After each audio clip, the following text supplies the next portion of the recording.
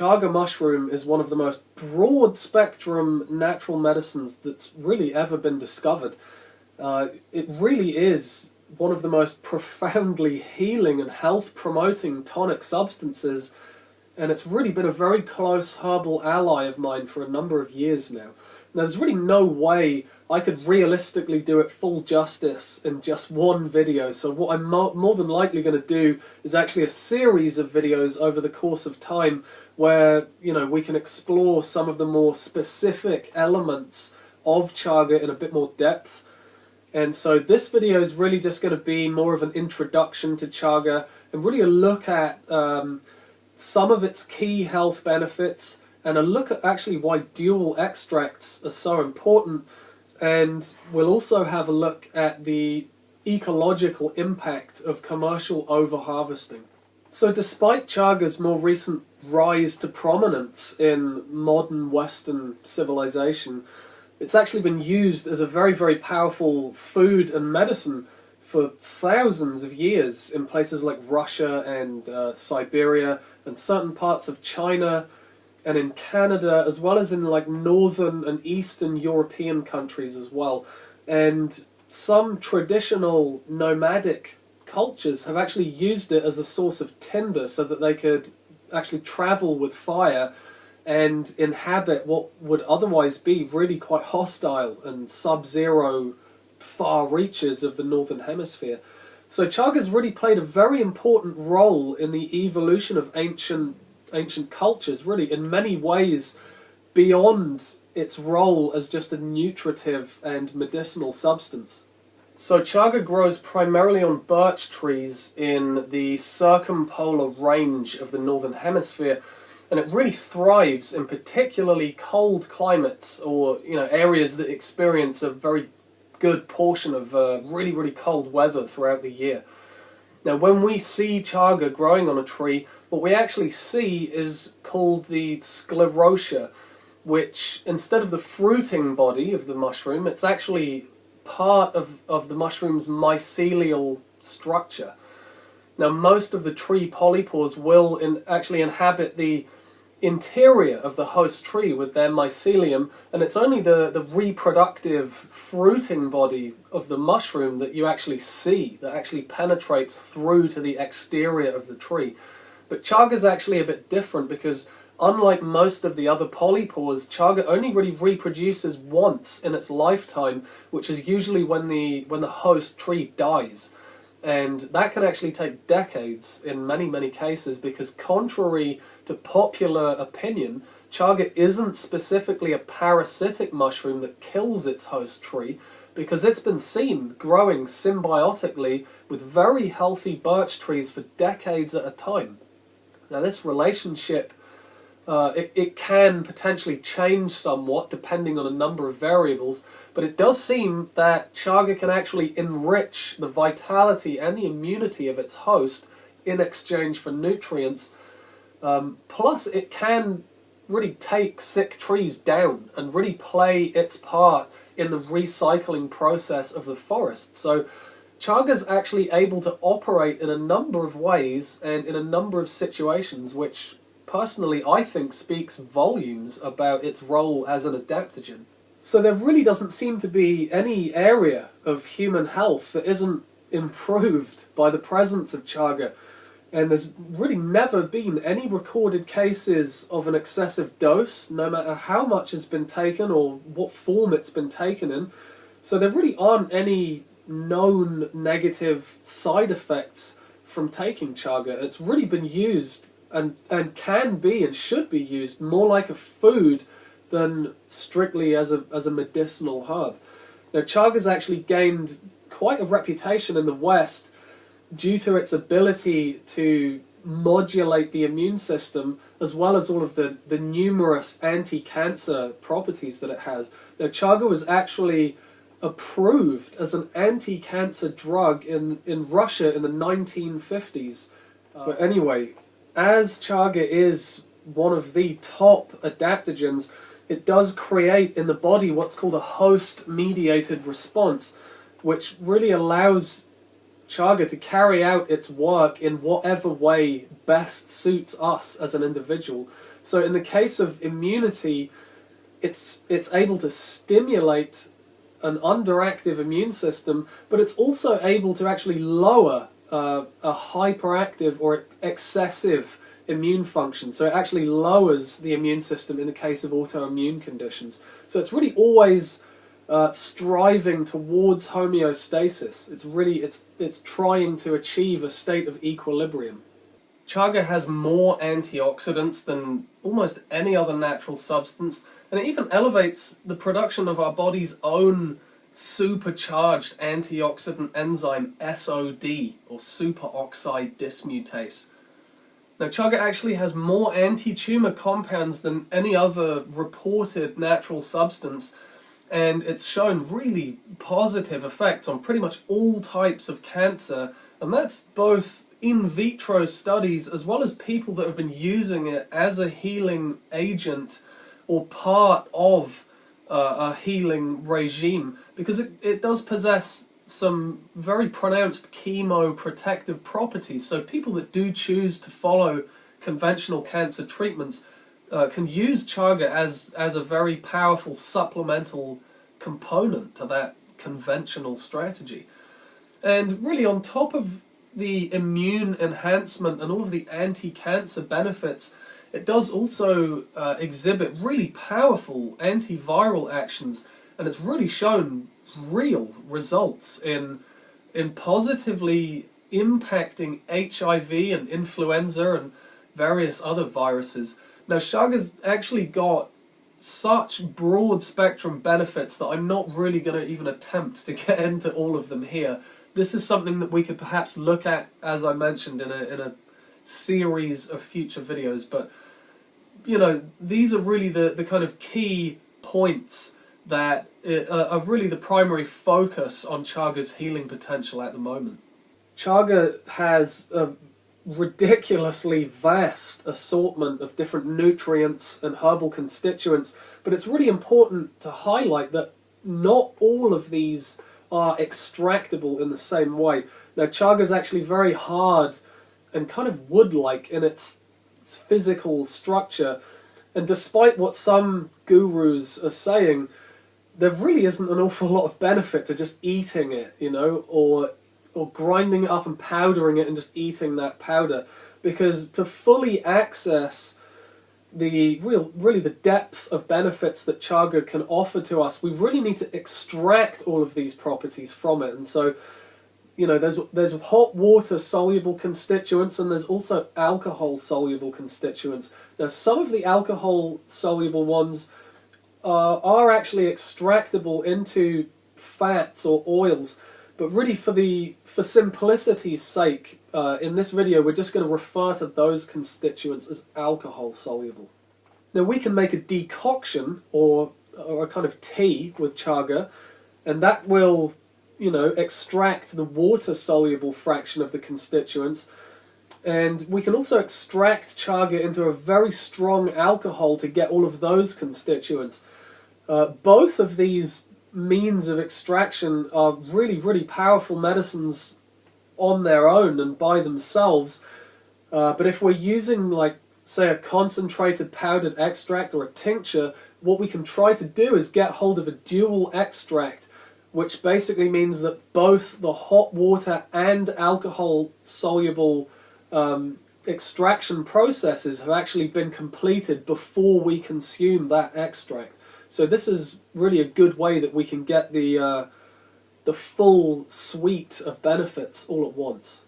So when we extract chaga into hot water, we're really getting much of its immune benefits, because the majority of the complex long-chain polysaccharides, and in particular the beta-glucans, are all water-soluble.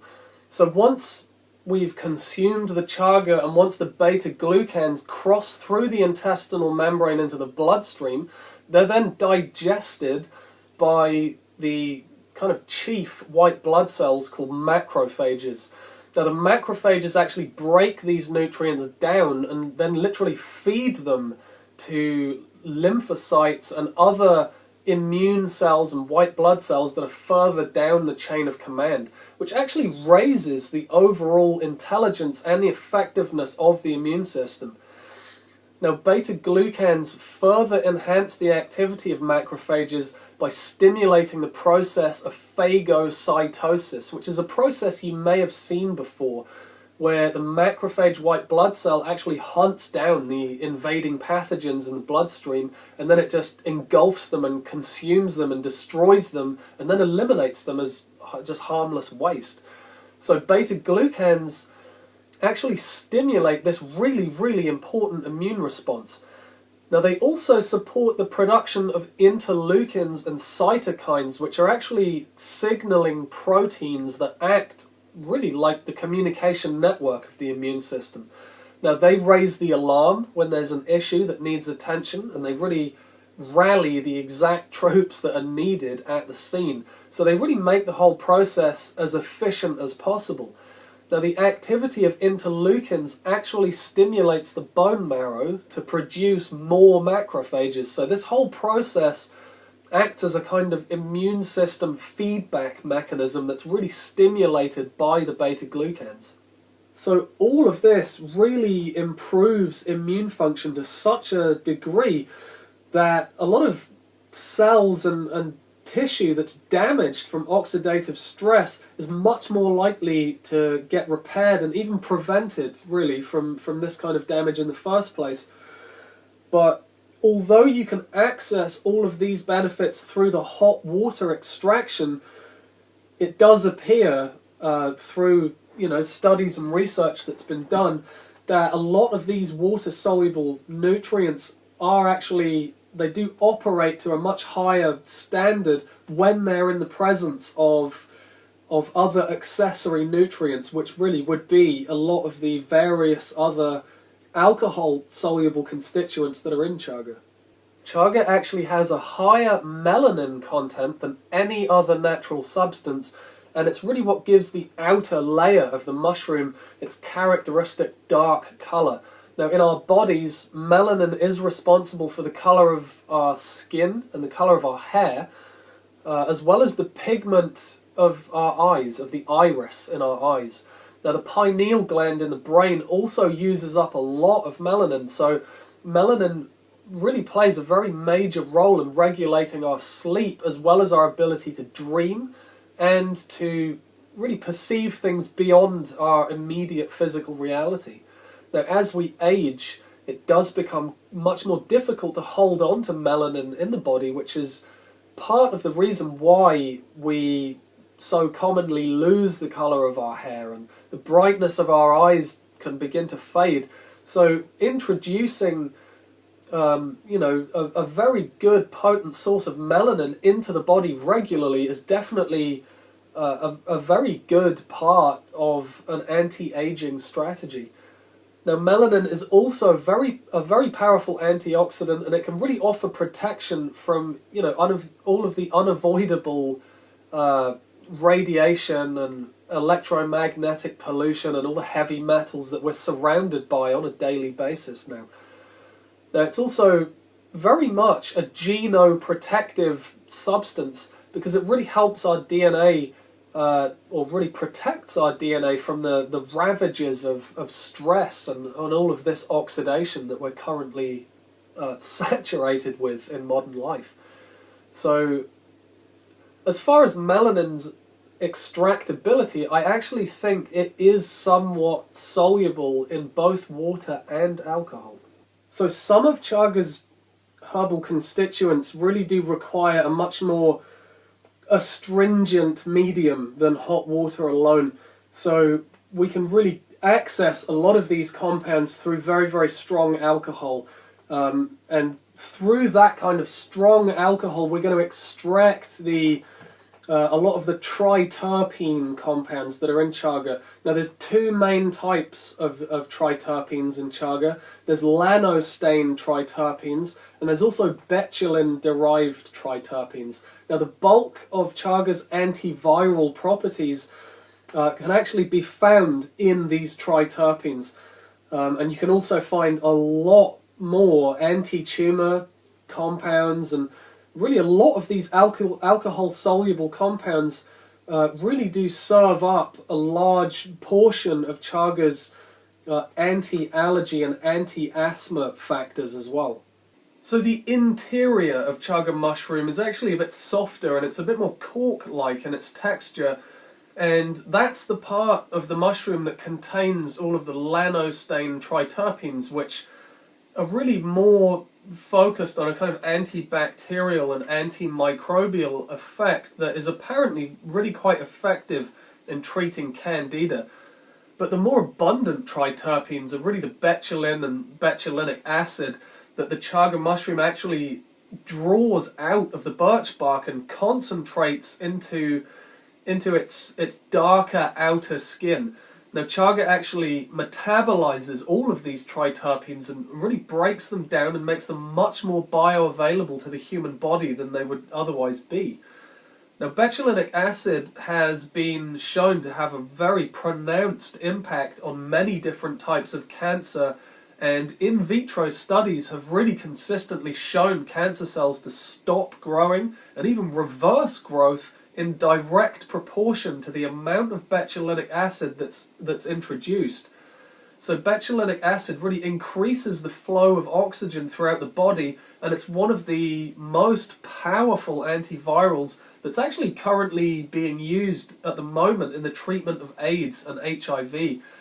And betulinic acid really does carry quite a similarly low pH to that of tumour cells. And so it's actually naturally attracted to them because of that. And once it actually gets contact with tumour cells, it stimulates the process of apoptosis, which is actually an immune function. It's initiated by the immune system, and it's actually a kind of controlled and managed and deliberate cell death.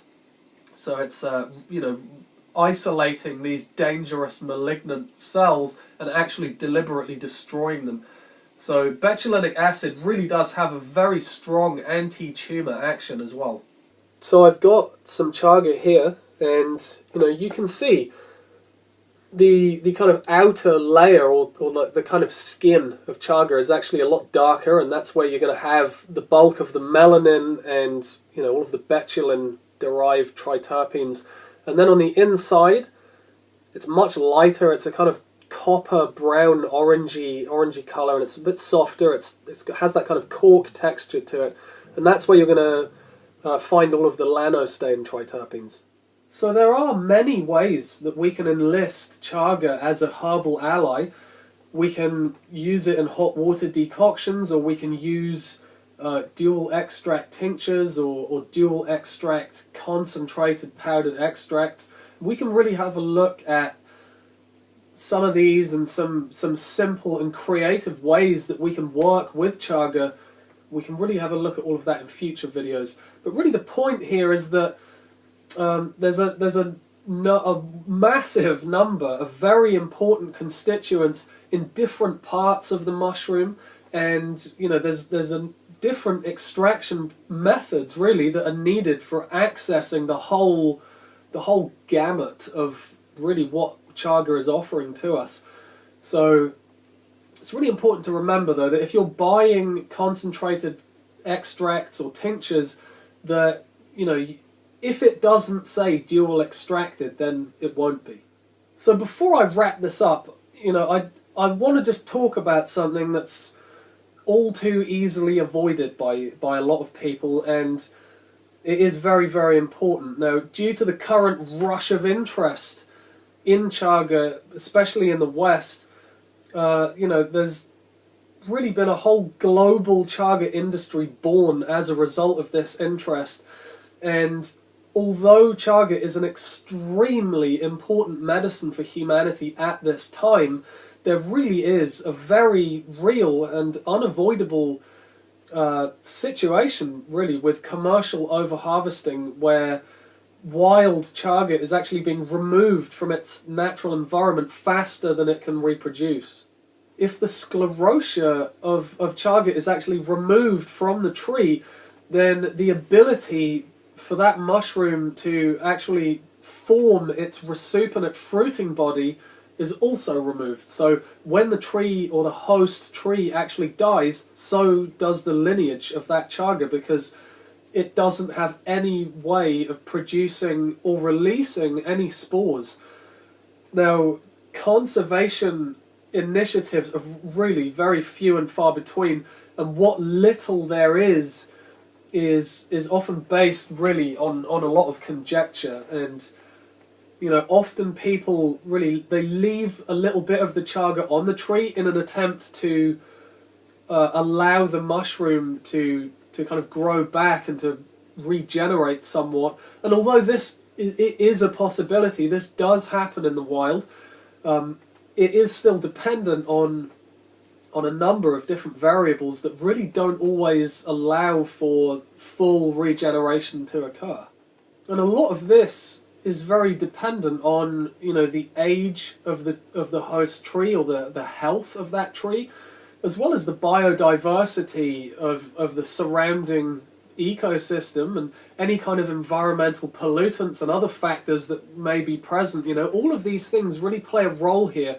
And so often the tree may be too sick, or it may die before the chaga actually has a chance to reform and regenerate fully.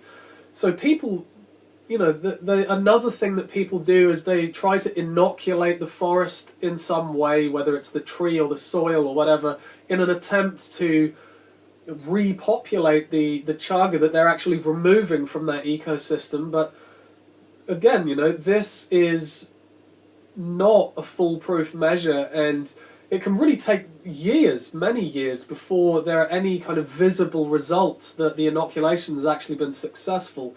So really nobody actually knows if their attempts are successful for a very long time, and in most cases, even when people are taking these measures, they still continue to harvest anyway.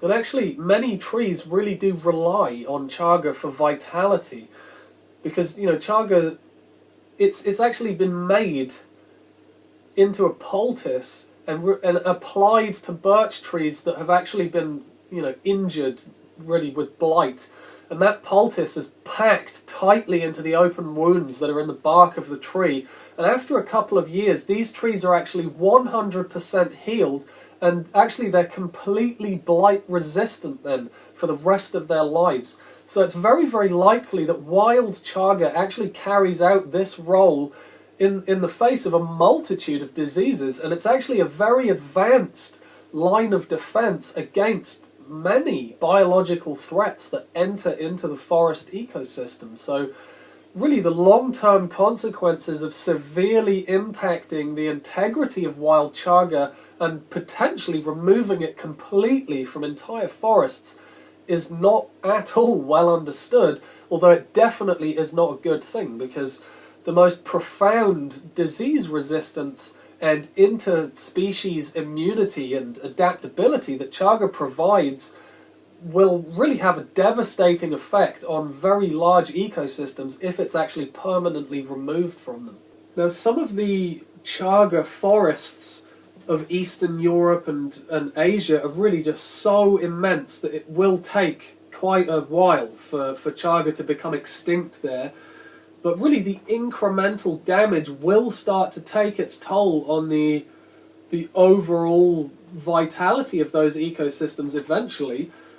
And plus some of the smaller forests, especially in very heavily deforested areas that really are struggling in their biodiversity, really these kind of places should not be a commercial resource for chaga or really any other wild fungi at all, really.